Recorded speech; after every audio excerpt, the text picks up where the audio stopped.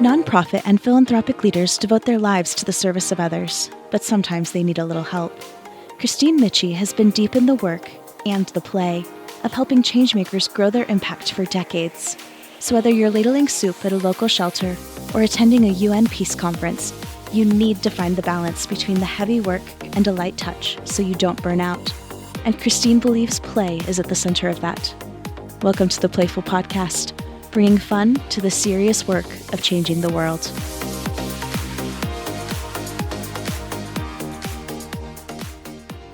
Everybody, welcome back to the PlayFull Podcast. We are bringing fun to the serious work of changing the world.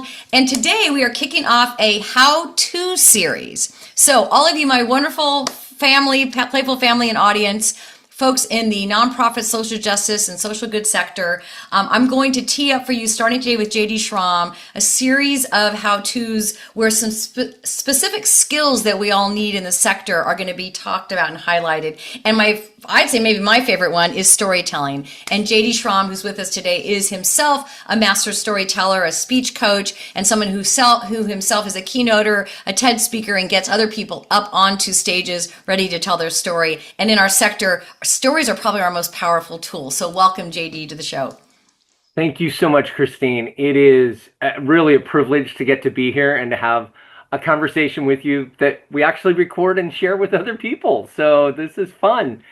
And yeah, as you will see through this conversation, I love a good story, whether I'm telling it, coaching it, or listening to it. And I look forward to diving in. Fantastic. And folks, I guess it feels like we shouldn't bury the lead, which is JD and I are good friends and colleagues and work together and have things on the calendar throughout the year that we are doing together. And people that are on the guest seats, I haven't known you as long as I've known some, but I know you better than I know a lot of them. So I'm really grateful that you're here. Thank you. So JD, how did you get into storytelling? When did you figure out that was your special talent and your gift to the world? I think I've always been a storyteller, all the way back to growing up as a kid in a small town in Kansas. I was often in speech contests or debate, forensics, theatrical productions. And so public speaking came easier to me than a lot of other things might come to people. But inside of that, if I could tell a story about an experience I had or retell a story of an experience somebody else had, that was just joy. Seeing an audience light up, seeing an individual light up. And so I think it's long been with me. And then when I started teaching, I was 13 years at the Stanford Graduate School of Business. I created the communications curriculum there.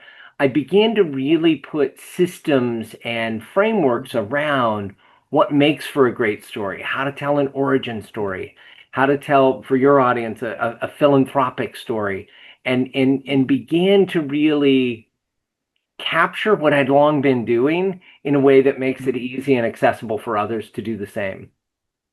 All right, I love it. So I want to get to the how-to because I'm hoping this is the kind of episode, folks, where you should have a piece of paper out or your notes app on your phone, in front of you. So I was going to ask, and I think this could lead into that, or I am going to ask, well, how is storytelling different than just talking? Like, what is a story versus, I don't know, me just talking to you? and then what are the elements of a good story, well told for a purpose? Well, in essence, you did the work for me. You answered my question of I think the difference between just talking and telling a story is that sense of intention. Where am I taking this? Where is this going to? People can share stories with us that are entertaining, that are illustrative, but a well-crafted story that's going to have impact is one that is not over-engineered, but we know the finish line that we want the audience to arrive at, and we craft the story in a way to be able to take them there. And I think that's the biggest difference between those two. In terms of what is a well-told story, a well-told story follows an arc. So there's fundamental, a beginning, a middle, and an end. But there's also a sense of taking the audience through some sort of journey, some sort of challenge and climax and resolution, that by the end of the story, the world looks better because of having the insights from that storyteller. We are so blessed with those of us who are raising kids. If you look at the Disney library, the Pixar library, if you're more prone to science fiction, you look at the Star Wars trilogy, you look at the Indiana Jones series. There are so many great examples in film of excellent story arcs that we don't have to hold ourselves to that production value level, but we can begin to look at, that's a story that held my attention. That's a story that I didn't know how it was going to end. And that's what we really want to look for as the core. There's got to be a shape to that story and an intentionality to that story. Now, go for it. Now, because we're in a how-to series here, some of the practical steps that can make the difference between an adequate story and a really compelling story is you want to create that sense of suspense of how it's going to turn out. Kristine, if I tell you I jumped in a cab, got to the airport, and caught my flight on time, who cares? Like, a big deal. Why did you waste my time telling me that? Yeah. But if I tell you that Ken and I jumped in a cab and we got to the San Francisco airport, and as we're taking our luggage out, we look at our tickets and realize that we're supposed to be leaving from the Oakland airport, and it's Christmas morning, and we've got to get back across another bridge to get to Oakland to catch our flight in order to get to New Orleans to be married. Now there's a sense of, did they make it? Did they make it to the wedding? Did they make it after the wedding? Yes, we made it to New Orleans, and yes, we've been married almost 19 years now. But that sense of how's it going to work out is key to a story that an audience is going to lean in rather than an audience checking out. Oh, that was so great. Okay, so now I care about you already, as I shared with the audience, that because we're friends and colleagues. Do you use that example before? Or let me just ask you, why did I care if I didn't know you, why would I have cared so much so quickly in seconds that you guys made it? And even if I didn't know you and I'm listening to that story for the first time, have you established a certain amount of rapport and trust with me? Or are you just tapping into human nature? I like to think a little bit of both. I like to think, because and I didn't know when I started answering that question what example I was going to give. So it's not like I've got this, pull story 107A out and deliver it now. But as we were talking, I wanted to make the point about a suspenseful ending, and that was the first one that came to mind. So I like to think that there is a level of trust and rapport that's beginning to be developed for people who are hearing me for the first time. But I also think we want to look at stories that have that sense of commonality to us. All of us have been in cabs. All of us have been in Ubers. All of us have caught flights, and probably all of us have missed flights. I don't know how often people have gone to the wrong airport. It's not my only wrong airport story. I even have a wrong cruise ship story that I could tell. And I was missing the port at Houston because I was at the port of Galveston. So there's a theme in my life of these. But you want to be able to tell a story that everyone can have a relationship to. And so that's where finding those common elements of what the weather is like, what the transportation is like, what the feelings are, and that's where we build that commonality with our audience, even if the story that we're sharing is not something they have a direct experience of. We can give them an access to it by telling a story that uses some of those common experiences.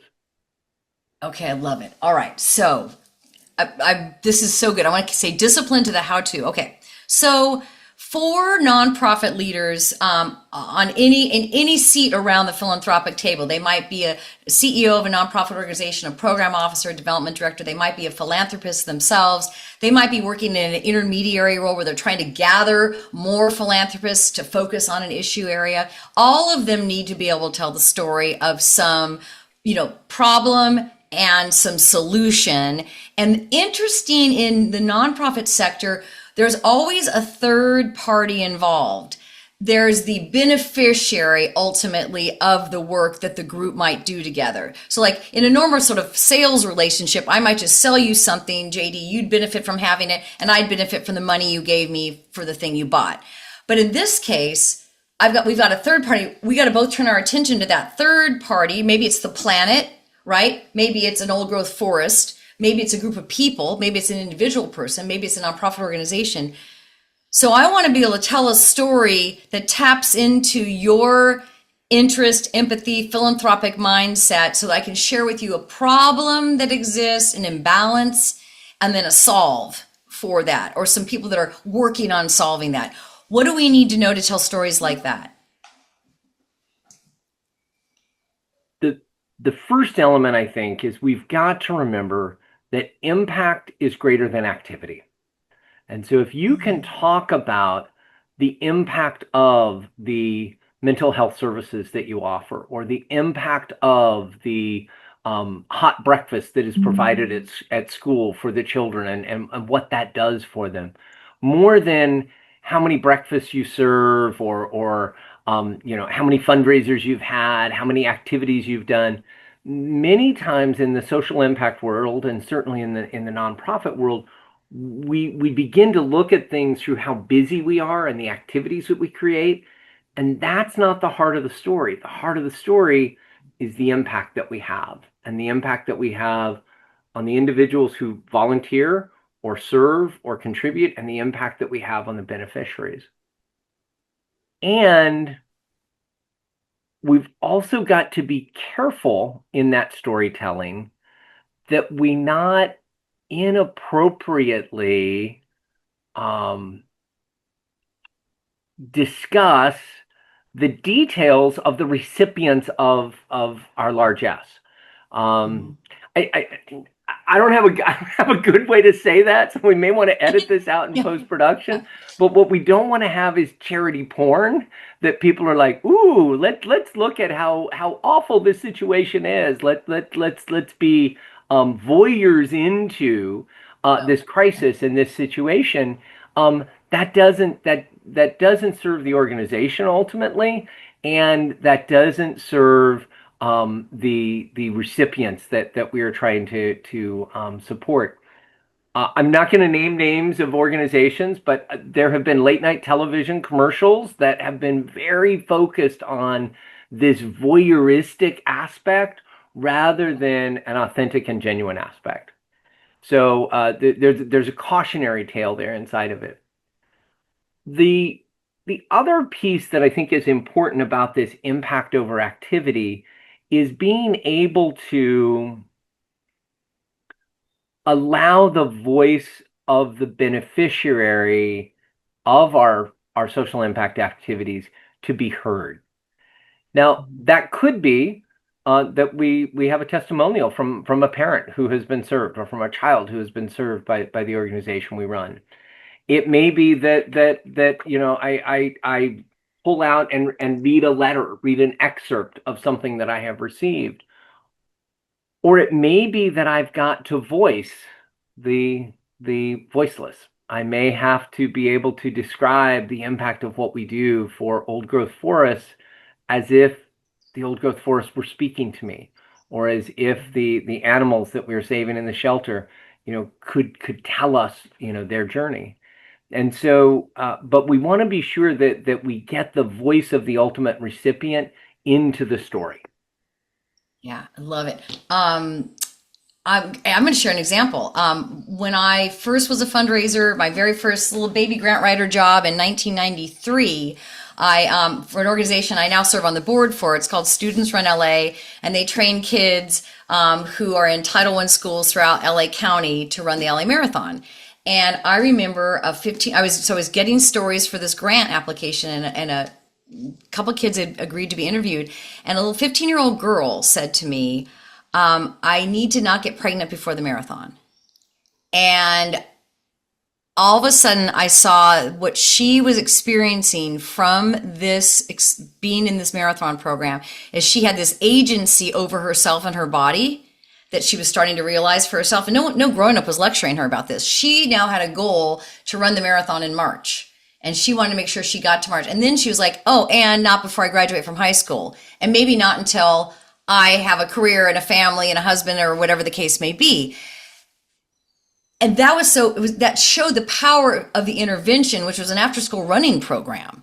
Yeah. But her anecdote made this point that something a lot more was going on than just stay after school and run around the track. And I have used that and shared that a lot. It kind of in a moment tells you what that program is doing. Yeah. And the beauty of that is the truth of that story rings for those who hear it. And you don't have to tell us the name of the student, the school that she was at. Like you can protect her privacy and her anonymity and still let the truth of her story come through in what it is that you share beautifully. Yeah. Yeah. JD, have you heard about, we had a guest on, Trabian Shorters, and maybe I'll bring this back and package back into the how-to. He's part of an organization called Be Me Community that he runs, and he talks about asset framing versus problem framing. And I shared with him that when I learned how to write grants back then, that same epic, and throughout my whole career, it was always like, start with the problem. In the nonprofit sector, we start with the problem. We get people really worked up about the problem, and we tell them, oh, no, don't worry. We have a solution because we have this nonprofit or this intervention. He really thinks, kind of to your point, which made me think of it, this voyeuristic and this patronizing almost attitude that can happen in philanthropy, that we've got this savior role, versus really realizing and lifting up the inherent intrinsic value of everyone, every person, every community, etc. Any thoughts for you on the power of that asset framing to start versus problem framing? It's a fascinating parallel to what I have gone through with the entrepreneurs that I work with. And so I work with a lot of startup entrepreneurs. Many of them are in the mental health space through the One Mind Accelerator that I support, the epilepsy space through the Epilepsy Foundation's venture fund. And these are for-profit companies that are being created for a social impact good. And I used to always teach the best way to pitch, think of Shark Tank, problem, solution, market, business. There's this problem. I've got this solution. There's a market that is willing to pay for this solution. And I know how to capture the revenue from that market to pay for this solution to this problem. It's a model created by Chris Lipp, and it's very effective when what you are doing is incremental changes. A better mousetrap, a different way to experience high-end hotel travel. So if what I'm doing is just an incremental change, but to Trabian's point, there are some innovations out there, and Mike Maples talks about it in his book Pattern Breakers. There are some innovations out there that there just is no comparison. I can't compare to anything else that is being done. And so I can't say there is this problem and there is this solution and there is this market. I have to actually invite you into imagining a world where things are different. And that is really exciting storytelling to do, to be able to, Mike Maples talks about live from the future and be able to come back and be that ambassador and says, I believe there is a world where we don't have this particular issue, or where we are living from this other. And once I understood his approach in Pattern Breakers for the truly innovative social impact issues, for the truly innovative entrepreneurs, they do need to pitch differently And it's not starting from the problem, it's actually starting from the future. And I think there's some fascinating storytelling that can happen from there.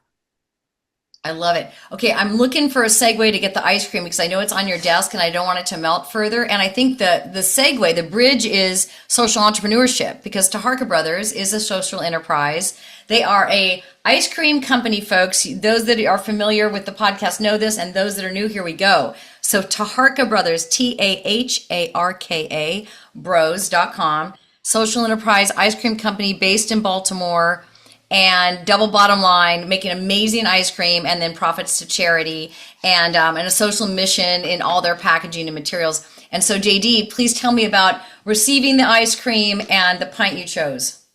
Well, it is still morning for me. Oh, it just turned afternoon, but I knew that this was my first meal of the day, so I chose cookies and coffee. I have not yet had any coffee yet today. They certainly haven't had any cookies, so that's the ice cream that I'm going to be sharing. And as other guests have shared, this beautiful package shows up with 6 little pints of ice cream nestled together, keeping each other cold rather than keeping each other warm. It's a delightful box that shows up. And because I'd heard of Taharka Brothers, I bought it for another event that I had several months ago. And my kids remembered the big pink box, and they were like, "Ooh, Daddy got ice cream." I go, "No, no, not this time. You do. This is not for you." And so I was keeping them away from it. And finally, last night, I said, "Okay." So we broke it out, and they got to taste test 5 of the 6 flavors, but they didn't get to touch cookies and cream. I love it. Okay, and Because I I'm had to save having that mint for me for this very. Oh my God! Yes, This is so rich. right, so good. Mint Flicks and Chills is peppermint ice cream with homemade peppermint patties and chocolate cookie swirl. And Taharka, as you've just now heard, folks, ships nationwide, based in Baltimore. And word is, and my contact there, Lindsay, has told me they are now working on, they have ice cream sandwiches as well. And they're selling them in Baltimore, but they're figuring out how to get them packaged up in the mail as well. So that will be fun to talk about that. And Taharka Brothers was started as a community intervention for employment opportunities for youth in Baltimore. They started out with landscaping and janitorial and other things like that, and they decided they wanted to do something more fun that would build community and ice cream. So I just told a little bit of their story. So there you go, right? Fantastic. And so JD, people are more likely to remember the story than the stats. And so giving that sense of storytelling is a great way to bring people into a company or into an enterprise. Yeah. Okay. I want to get back to our how-to, but I want to take a little moment break because we do this when we have the ice cream, which is to say, what's the scoop on how you came to care? So a little bit about your own origin story. We talked a little bit about your origin story as a storyteller, but also kind of your social impact, instincts. Where did they get stoked and how did they become important to you? I knew this question was coming and I didn't prepare for it. Mm-hmm. I really think my cause to care is a generational gift from my father and his legacy. My father had a career early in his life first in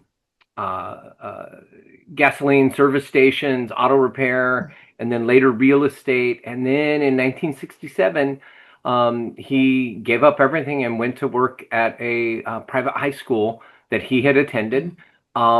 As first director of admissions and then alumni and endowment. He created their auction, created their endowment foundation. And I saw growing up from age 3 until my dad passed in 2018, I saw a man completely committed to making a difference for other people through the work that he did.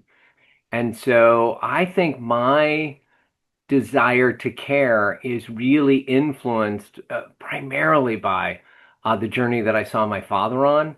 And at his passing, the number of people who came out of the woodwork to tell me stories about the impact he had on them through a 40-year, 50-year career in this small town in Kansas that I had the privilege of growing up in Hays, Kansas. Yeah, I love it. You can imagine, I'm sure, all the stories I've heard about all the uncles, aunts, grandparents, parents, teachers that have made that kind of that idea of that one caring adult, that person who just outsized influence. Thank you for that. Okay, I want to get back to some how-tos for our note takers. I know you've got some very specific story construct components to share. If that's the next best place to go for those who want to really figure out how could I tell a story, and maybe JD, what mood or mindset would you suggest someone kind of ideally be in if they're starting to do this, either write down and start practicing their story for this first time, or going back to their story and trying to make it better? So there's kind of two questions packed inside that one, just kind of like the two flavors in my Taharka ice cream. Yes. There's the mindset, and then there's the frameworks. I think our mindset has to be what will cause an impact for the other person, not a manipulation, not I want to craft this so I get them to write a bigger check, or I convince them or twist their arm to volunteer or to serve on my board. But I want to craft a story that causes an impact in the other person that they then freely step into how they want to support and how they want to be a part of your organization. And so I think that mindset of impact is where you need to begin as you're creating a story. And if ever it tips into that manipulation or that inauthenticity, step back. Say, this doesn't quite feel right for me. I don't think this is a story that's ready for me to share yet in that regard. But I think that mindset is crucial in that regard. And then in terms of frameworks, and we'll include I'll send you, maybe include in the show notes. I do a newsletter that's free with tips and strategies on all sorts of communication topics. But I have two frameworks that I love to go to for storytelling. One, as we talked already, it's the arc of a well-told story. Begins with a little bit of context, not as much as we think we need, a little bit of background. There's one inciting moment. Something happens, and that then begins the trajectory of the story up to the climax. But the climax isn't the end of the story, because after the climax, there is falling action and a resolution that happens after that. And that arc that I just briefly told is based on work that has been around for centuries, but has been made very accessible by Nancy Duarte and the work that she has done in communications. And so that's the basic framework for a 5-act tragedy, and she has adapted it for all sorts of business presentations, pitches for entrepreneurs, conversations to have at salons for your nonprofit or for your social impact organization. So that's the one framework I really like. The other framework that I have taught many people to do is a very simple origin story framework. We have all often been asked, so how did you get into the work that you do? Or we're at a career fair, or we're at a professional conference, and somebody says to me, well, that's really interesting. How did you end up at that? And this framework is very simple. You start from once upon a time, then one day, because of that, and so finally, until now. Those 5 steps are the framework. Once upon a time is the way things were, status quo. Things were going along this way. Then one day, that's that catalytic moment. I was offered the chance to teach. I was invited to travel to Portugal. Something happened. because of that, a number of things were set into motion until finally I realized this is where I wanted to be. And so now this is what I do. Those 5 little phrases as a way to set yourself up for an origin story are incredibly powerful. I've used it to explain how my husband and I chose to adopt our 3 children in 3 different pathways. I've used it to explain how I decided to get a graduate degree in higher ed at Penn while working full time at Stanford. I've used it to explain the way in which we found our house in Marin County. And it all starts from things were going one way, something happened that caused me to go in a different direction. And then, JD, oh, go ahead. no, the last thing I'll add is just once you know a couple of these frameworks, a couple of these approaches to storytelling, you can then adapt them. They're like sheet music. Once you know the sheet music, you can improvise. But you can't just sit down at the piano and start playing. You need to have something that you're improvising off of. And that's why I like these frameworks so much. Love it. Do you call that one the Once Upon a Time framework? I call it the origin story framework. Okay, the origin story. Can that work for an issue and or an organization as well as an individual? Absolutely can happen for an organization. And I think that we are drawn to want to know the story of how something came into being. And so if we can learn this as a way to tell the origin of our organization, that I think could be very powerful in terms of both the legacy, but also then, why people should support the work that we do. I did an imagination workshop at Skull World Forum a couple years ago. And one of the lasting things that came out of it was, so we were kind of tying together a lot of things you said. We were imagining a better future, which I think everybody who works in the nonprofit sector by definition does, because otherwise they wouldn't do the work, because it doesn't get better in the given day often, but we imagine it's working towards the better. And one of the ideas that came up was somebody said, what if one day there was a poverty museum? Because it would be something we didn't have anymore, so it would have to be shown in a museum. So I was thinking, like, once upon a time there was poverty. Could be the beginning of a story like that an issue leader could use for whatever fill in the blank that issue is, and then talk about how was it that we moved away from that, and then invite people into that journey that hasn't ended yet, but that has begun.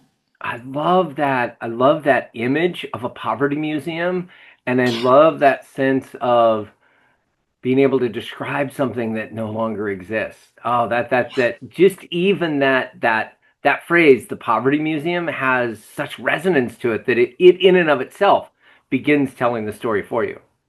Yeah, fantastic. I want to ask you, have you met with nonprofit in general, but maybe nonprofit philanthropic leaders in particular who were either nervous or resistant or didn't think either their story was worth telling, or even maybe the story of their organization was worth telling, and you got them over that and maybe even excited about it? Yes. I can remember being invited to coach a new leader who had come into an organization that there had been legacy of leaders before him. And I was asked to work with him at the very beginning, and he said, JD, I don't have any stories here. Like, I haven't been here. I'm new. I've just started. All of my stories are from my prior organization. And I said to him, John, that's fine. Like, become a curator of great stories until you have your own. And every interaction you have with donors, with alumni, with funders, ask them to tell you their story of the institution, and build that as your Rolodex until you've been here long enough that you have your own stories. Well, fast forward a year later, I got to see him do an orientation and a welcome for incoming group. And sure enough, he began with 3 stories I've heard in the last year.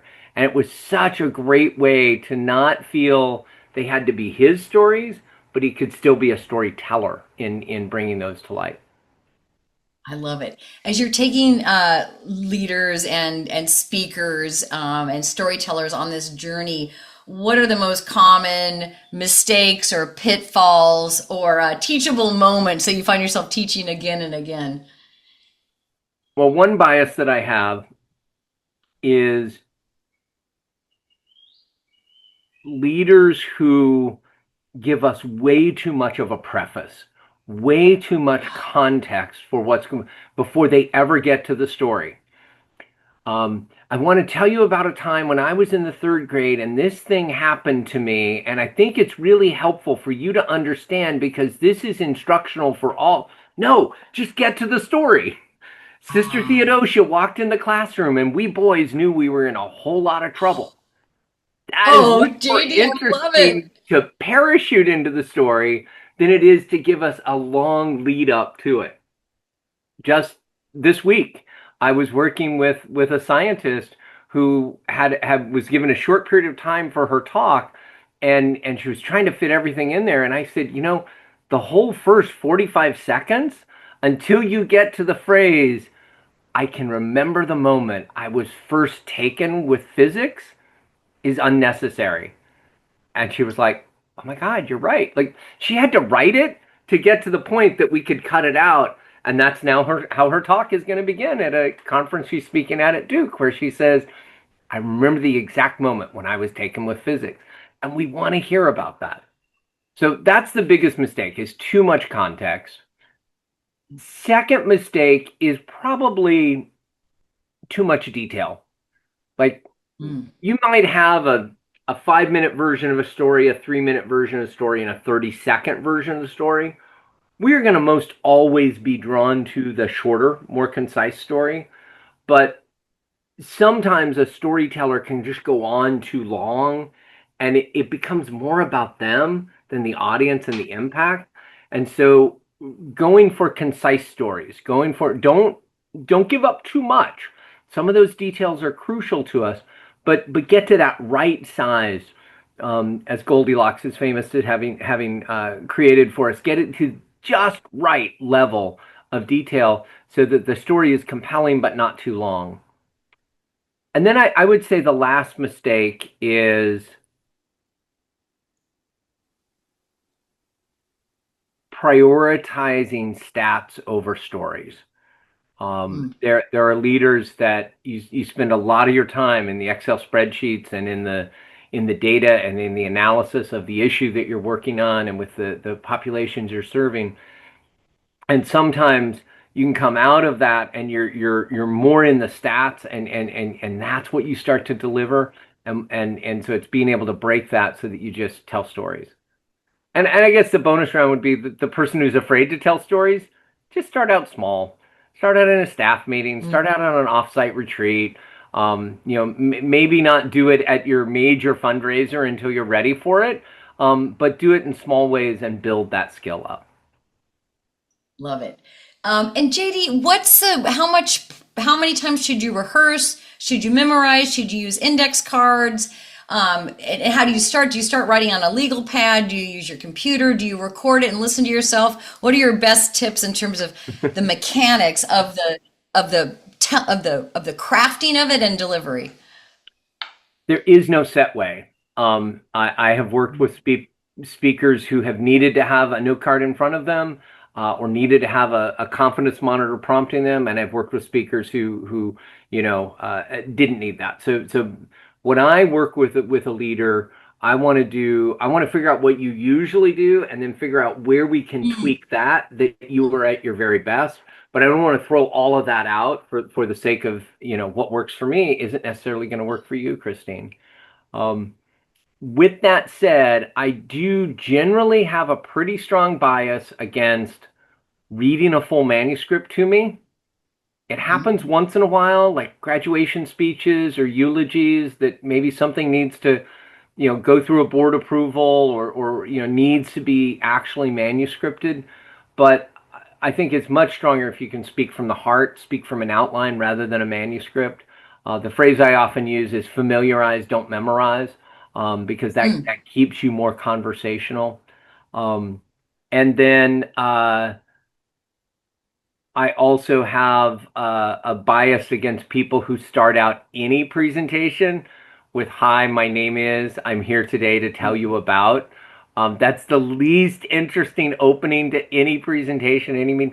If you have to introduce yourself, do it, but do it 3 or 4 sentences in. Capture our attention about the topic, about the issue, and have us lean in, and then say, for those I haven't yet met, I'm JD, and I'm the CEO, the executive director. But don't begin with that. Begin with something that's going to draw us in. Love it.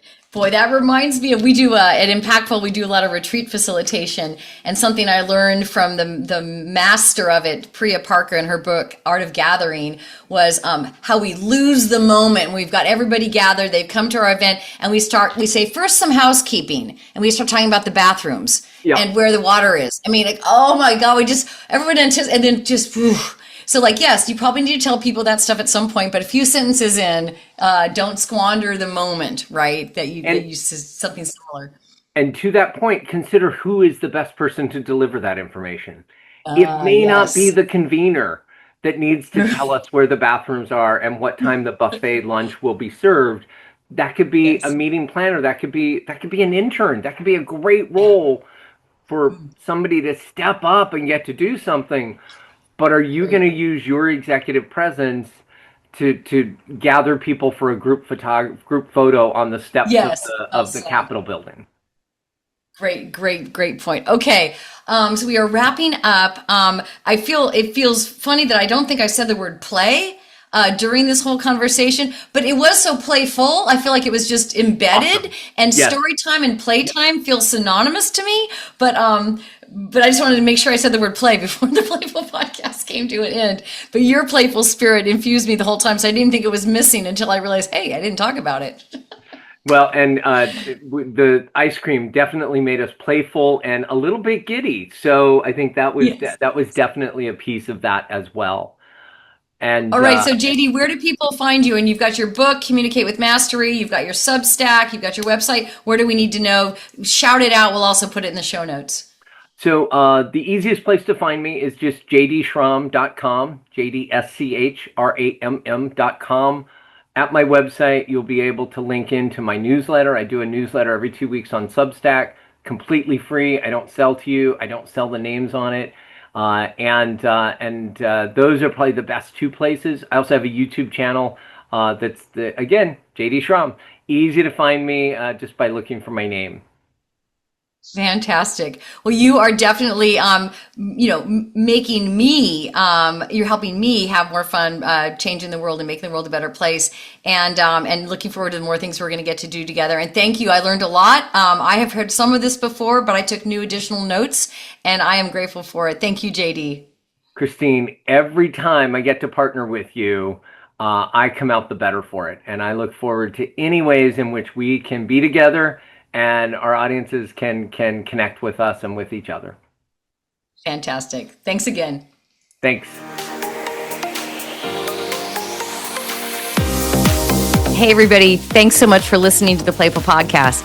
If you enjoyed the show, please rate and review it on Apple, Spotify, or wherever you get your podcasts. And if you know of a leader or organization that's doing good in the world and you'd love to help us help them amplify their message, I would love to have them on the show. Go to the show notes and click there, or go to impactfulinc.com/contact. And that's impactful with 2 L's, inc.com/contact. And let us know who you're thinking about. Can't wait to see you next time.